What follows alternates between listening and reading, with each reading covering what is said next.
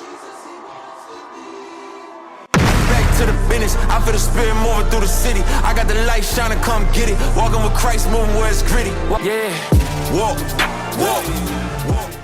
Hey guys, welcome back to my channel. Super excited to be reading about Noah and the Ark with you guys. Hopefully you guys have been enjoying these short videos, that you've been learning lots about scripture.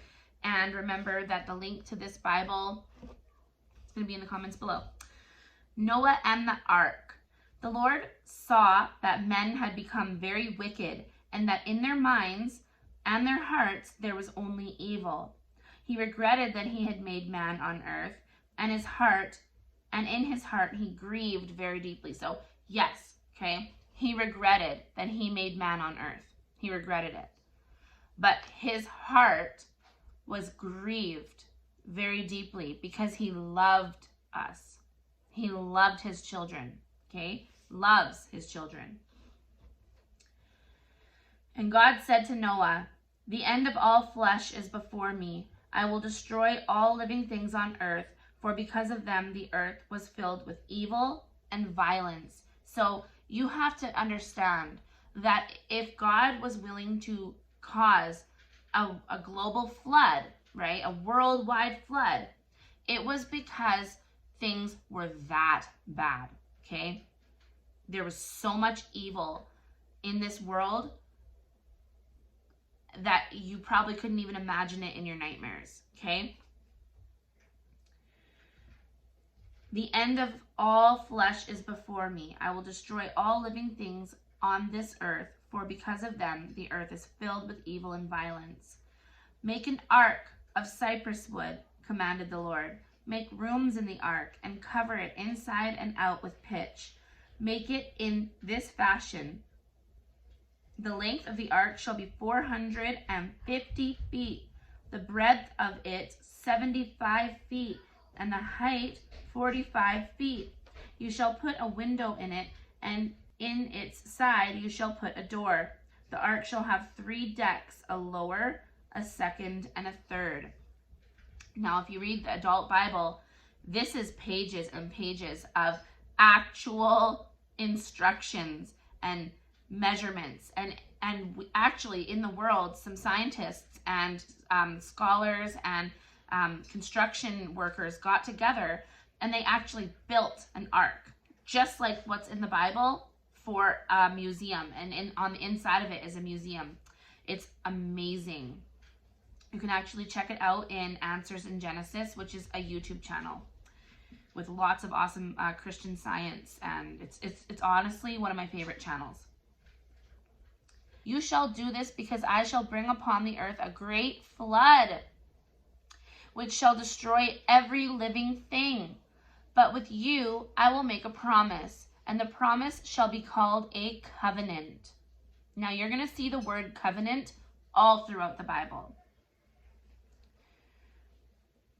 You shall enter the ark with your sons, and your wife, and your sons' wives with you. Of every living creature upon the earth, you shall bring into the ark 2 of each sort, to keep them alive with you. They shall be male and female, birds of all kinds, cattle of all kinds, and every creeping thing. 2 of every animal in creation shall come to you for you to keep them alive. And take with you some of every kind of food that is eaten. Gather it up, and it shall be food for you and the creatures that are with you. So we're going to stop there, and I'm going to just explain some things to you. So 1, okay, a lot of people think this is so unbelievable, and I'm going to explain some ways that to make this make sense, okay?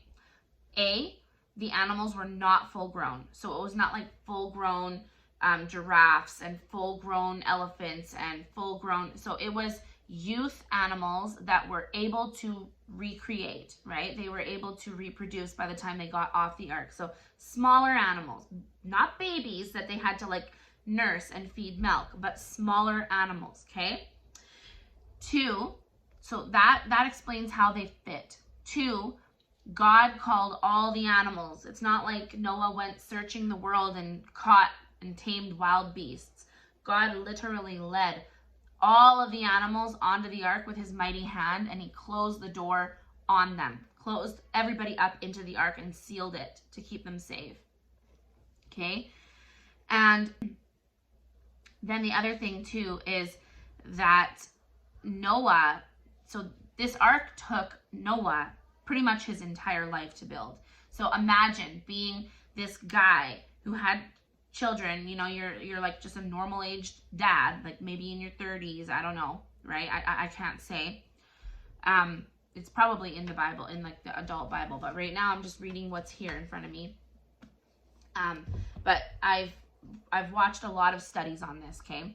So he spent his entire life building this ark, and he was letting the people know, like, most likely they were seeing him doing it and they're like, you're absolutely nuts. God isn't going to flood the earth. What are you doing? Like, probably treating him like some crazy conspiracy theorist. This ark took Noah almost his entire life to build. By the time that this ark was built, he was a very old man, very old. Okay? And he had his family helping him to build it. So it wasn't just him by himself. It was him, his sons, sons' wives, his wife, helping to build this ark. And I don't know, like maybe even others in the community helped him build it, that believed in God's plan and were just like, yeah, we know that we're going to be wiped out, or there's going to be a huge flood, whatever, right? Who knows? I don't think that that's very likely. It's mostly likely that Noah spent his entire life building this ark and he had the help of his family to do it, or that he paid contractors. That's likely as well. But either way, by the time this ark was built, Noah was a very old man. Okay? So stay tuned for the next video. And I hope that you guys are enjoying these short Bible stories. And again, the link to this Bible is in the comments, or sorry, it'll be in the comments, but it'll also be in the description. Hope you guys have an awesome day, and may God's peace be with you. Shalom. Back to the finish, I feel the spirit moving through the city. I got the light shining, come get it. Walking with Christ, moving where it's gritty. Yeah, walk.